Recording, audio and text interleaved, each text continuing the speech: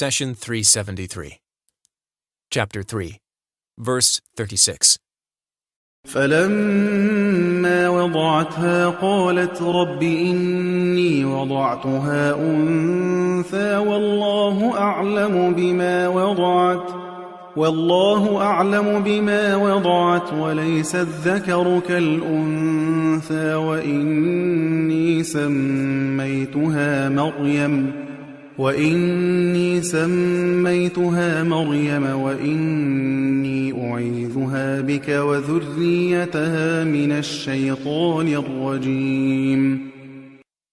But when she gave birth, she said, "My Lord, I have given birth to a girl." God knew best what she had given birth to. The male is not like the female. I name her Mary, and I commend her and her descendants to your protection from the rejected Satan. Chapter 3, verse 36. The wife of Imran had pledged her unborn child to the service of the house of God, and, at the time, this task was exclusive to males. So when she gave birth to a girl, she was surprised. How could she fulfill the vow now? She said, "My Lord, I have given birth to a girl." This doesn't mean that she was informing God. Rather, she wanted to express her sorrow that her vow would go unfulfilled. The verse continues with, "The male is not like the female." Whose words were these? Did God answer Imran's wife with, "The male is not like the female"?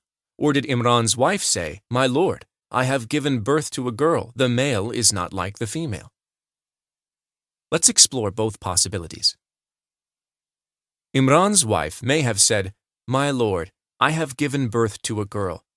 The male is not like the female," because she was disappointed that a female couldn't serve at the holy house as she hoped for her newborn. In this case, God's words, "God knew best what she had given birth to," would be an exclamation affirming his knowledge. The second possibility is that Imran's wife said, "My Lord, I have given birth to a girl," and then Allah answered with, "God knew best what she had given birth to. The male is not like the female." In this case, Allah wanted her to know that the male, which she had wished for, could never reach this female's rank. Her newborn girl would have a significant task and an exceptional stature till the end of time. We find this meaning preferable. God heard Imran's wife's prayers and respected her vow to deliver a servant of the holy house, but he answered those prayers with something far better than a male. Allah granted her a blessed female with a task superior to service at the temple. How? We answered that serving at the house of God is limited to a few rituals performed over a few decades, but Mary would serve as a sign of the absoluteness of God's ability for the entire humanity. No one else could fulfill this role. Let's look into God's limitless power. Our abilities as humans come from utilizing materials and the laws that underpin them to produce results. But where do these materials and laws come from? Allah is the creator. Thus, if He wanted to create without these materials and laws, then that is His will. Allah gave us a look into His absolute power because this matter should be front and center in our faith. Let's take the 4 logical possibilities of creating a human being.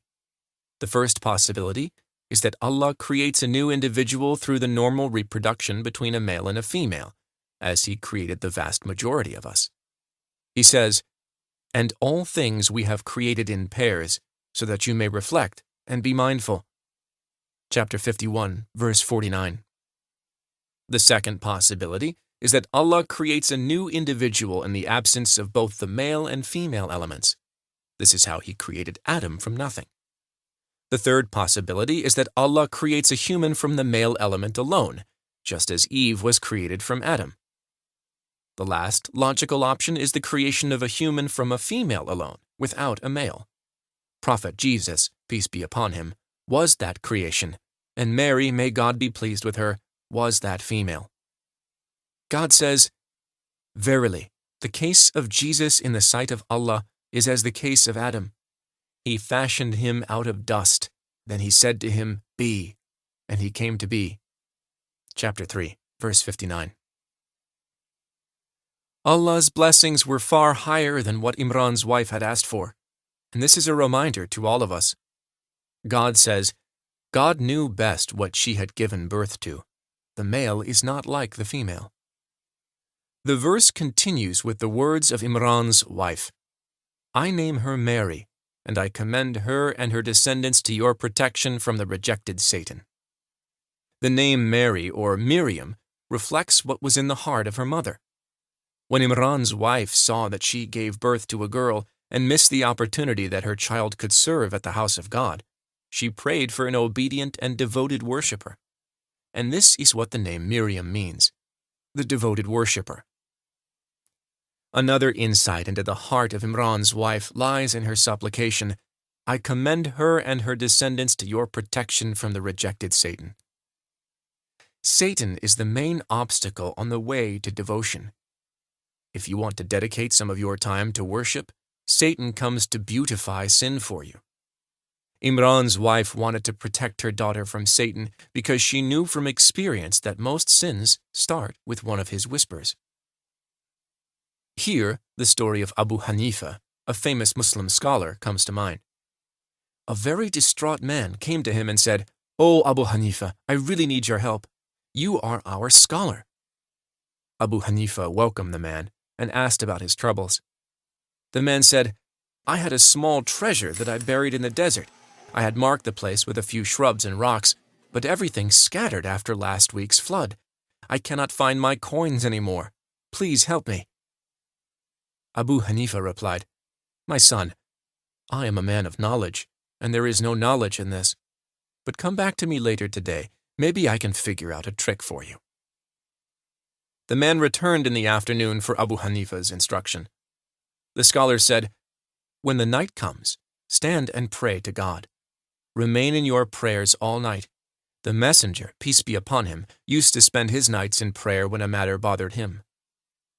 The man was unhappy with Abu Hanifa's solution. Nonetheless, he did as he was told. The next morning, the man came rushing to Abu Hanifa with a big smile on his face. He said, I found it. As soon as I began my prayer, I remembered to take 20 steps east of the large palm tree and dig there.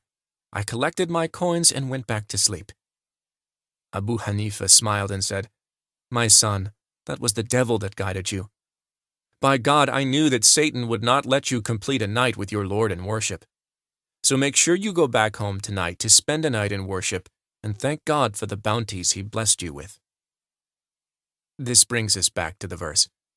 Imran's wife understood Satan's ways, and she also understood how to stop him in his tracks. She prayed, I commend her and her descendants to your protection from the rejected Satan. When the devil whispers to you to adorn sin, it is you against him. This is a fight that Satan can win, but he cannot enter into a battle with the Almighty. That is why as soon as Satan hears the name of God, he backs off. The Quran described him as the retreating whisperer because he only secludes himself with you when your heart is away from God. As soon as you seek God, Satan retreats. Take the example of a child being bullied in the playground. She may feel overwhelmed and overpowered, but as soon as she turns around and calls her father, the bullies run away. Now this little girl feels strong and can better stand up for herself against all the bigger kids. If a child feels invincible in her father's company, how should a person in the company of his or her Lord feel? When you are in God's company, you are safe and tranquil under all circumstances. God says, if Satan should prompt you to do something, seek refuge with God. He is all-hearing, all-knowing.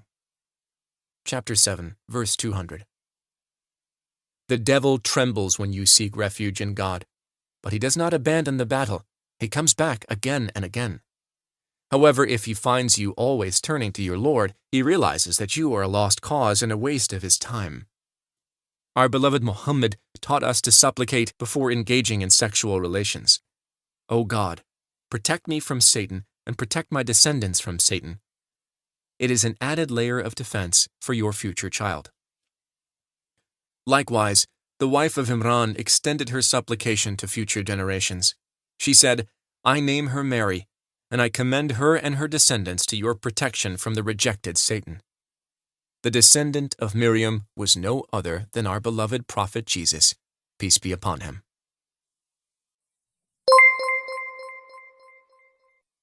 The prophet, peace be upon him, said, "Convey my teachings to the people, even if it is only a single verse."